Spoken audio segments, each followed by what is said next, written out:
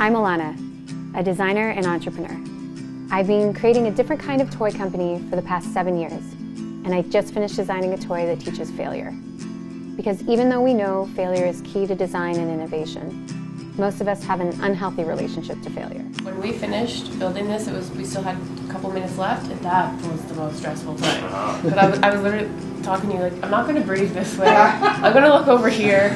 But then I think there's something to be said about if you found success, like kind of the need to hold on to it. We had nothing more to benefit if we touched it because everything was perfect, and if we left it, we would have had a lot to gain, and we had nothing more to lose. Like we had nothing to lose if we just left it. And then we left it, and then it still fell over in the last 2 seconds. It just suddenly shifts off point because of some tremor deep in the earth or whatever it is, and then everything just fell apart. And then we were so happy, and then we removed the pink blocks, and then it fell down, and then we were all like upset. We avoid it, we hide it, we get angry or embarrassed when it happens. We tend to celebrate it only once we've turned it into a success. Failure is a guarantee in life, yet we barely understand it. So I made it my mission to design a toy for educators, coaches, and leaders to use in spaces from classrooms to boardrooms to build healthier and more productive relationships with failure. The Failure Toy is a game of balance and experimentation. In a few minutes, you gain huge insights into how you and others respond to risk, blame, collaboration, and competition. In teams, you compete for points which you earn when you successfully balance game pieces on an unstable base, but you lose every time pieces fall.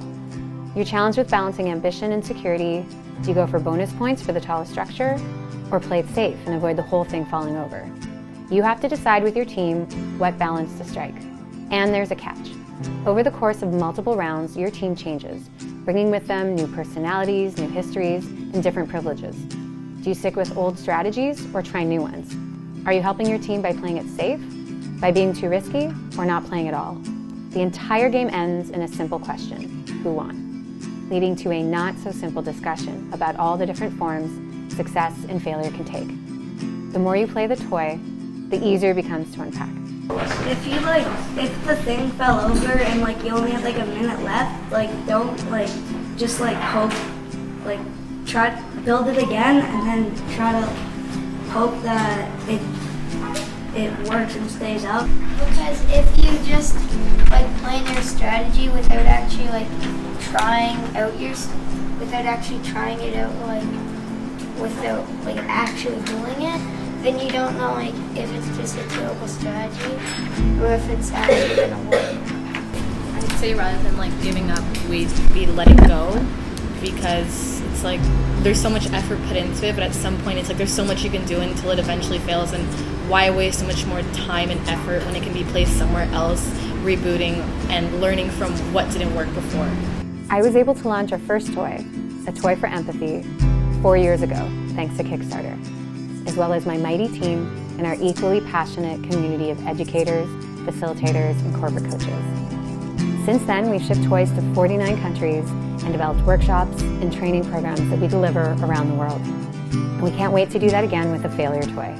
This community has informed the guidebooks that will come in every kit, including lessons on failure and communication, collaboration, design and innovation, and resilience and grit. Our toys are powered by the creativity and the curiosity of the people who use them. Our empathy toy has proven that schools and organizations value these skills. They just don't have the tools to teach them. We're so excited for you to join us in our learning revolution, putting toys back into the hands of educators, leaders, and CEOs, building agile, resilient, innovative, and empathic companies and communities. Let's change the conversation about failure together.